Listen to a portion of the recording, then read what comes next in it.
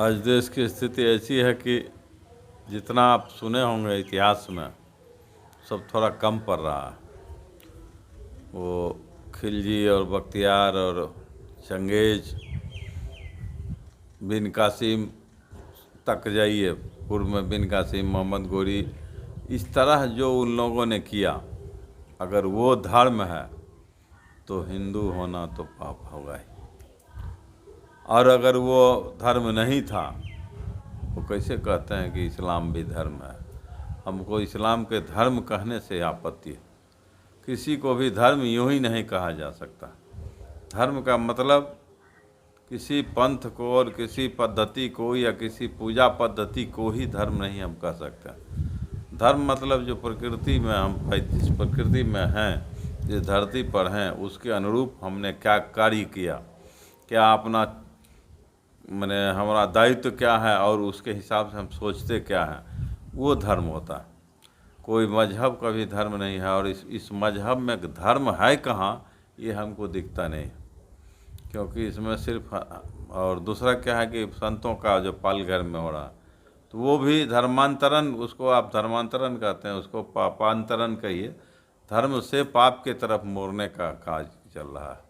हिंदुस्तान को भ्रष्ट करने का और हिंदुस्तान को की राष्ट्रीयता को समाप्त करने की गति दिशा में हम लोग झेल रहे हैं उसको। और यहाँ के जो शासक हैं, जब भी कभी सेकुलर बनते हैं, जैसे उद्धव आज तक बने हुए थे, हिंदुओं का मुखौटा बनते थे, आज वो हिंदुओं के साथ संतों की हत्या करवा कर और उसके बाद चुप है। फिर कहते हैं कि इसको सांप्रदायिक रूप न दिया जाए। जब भी आप सांप्रदायिक संभावना उसमें दिखाई पड़ रही है, इसका मतलब सांप्रदायिक हमला है। और वो संप्रदाय आखिर है क्या? वो संप्रदाय भी नहीं है, वो बहुत घटिया। किसी संप्रदाय में भी इस तरह की विभत्स घटना नहीं होती है। कोई भी संप्रदाय होगा, कोई मत है, कोई पद्धति है, कोई पंथ है, तो उसमें इतना घटिया स्तर नहीं हो सकता। ये घटियापन जो है सो पंथ नहीं सिखा सकता है। हिंदुस्तान में तो कोई भी पंथ, कोई भी संप्रदाय, बहुत सा संप्रदाय हिंदुओं के बीच है जो इस तरह की घटना को कभी अंजाम नहीं दे सकता। इस तरह की घटना को जो अंजाम देता है, उसको अगर धर्म और संप्रदाय कुछ भी कहा जाता है, तो ये उसको छोटा करने का, उसके अपराध को कम दिखाने का भी एक प्रयास है। वो अब बहुत भीषण अपराध है और उसको बहुत बड़ा पाप कहना चाहिए और उस पापी का नाश होना चाहिए। और इसके आगे पाप के लिए जनता को भी चाहिए अधिकार। आखिर हम धरती पर जब पैदा लिए हैं, तो हमारा कुछ न कुछ अपना भी अधिकार होता है। हमको कम से कम सुरक्षा का अधिकार प्रकृति ने दिया, ईश्वर का दिया हुआ। और सुरक्षा का अधिकार भी हमसे छीना जाए, ये कौन सी सत्ता है, ये कौन सा संविधान है, ये कौन सा देश है, कौन सी व्यवस्था है, कैसा लॉ एंड ऑर्डर है जो हमको सुरक्षा के लिए भी हाथ बांध के रखता है और हमारे ऊपर हमला होता रहे? इस तरह की घटना कभी नहीं चलेगी। संतों के साथ भी उनका भी सुरक्षा होना चाहिए। संतों के लिए ज़रूरत पड़े तो उनको भी हथियार उठाना चाहिए। आप अपने इतिहास में जाकर झांक के देखेंगे तो संत हमेशा क्रांति के दूतक रहे, वाहक रहे। जब भी कोई राजा अत्याचारी, अनाचारी होता था, दुराचारी होता था, तो संत और समाज का गठजोड़ होता था और सत्ता को उखाड़ फेंकते थे लोग। वो राजतंत्र की बात थी। आज लोकतंत्र की बात जब करने चले हैं लोग, तो कम से कम हर बात में लोकमत तो ले लें।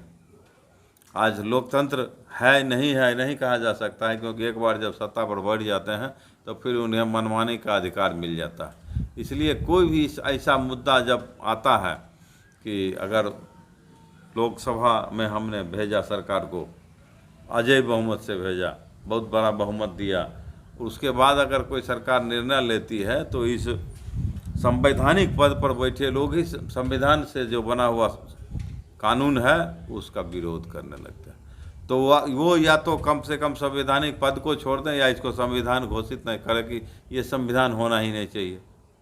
तो संवैधानिक पद है क्या, संविधान है क्या, ये मखौल उड़ा रहे हैं वो लोग जो संवैधानिक पद पर, तो उनको पहले हट जाना चाहिए। उनको विरोध करने से पहले उनको अपना हट जाना चाहिए। उनके नैतिक अधिकार में नहीं आता है, नैतिकता तो होती ही नहीं है आजकल।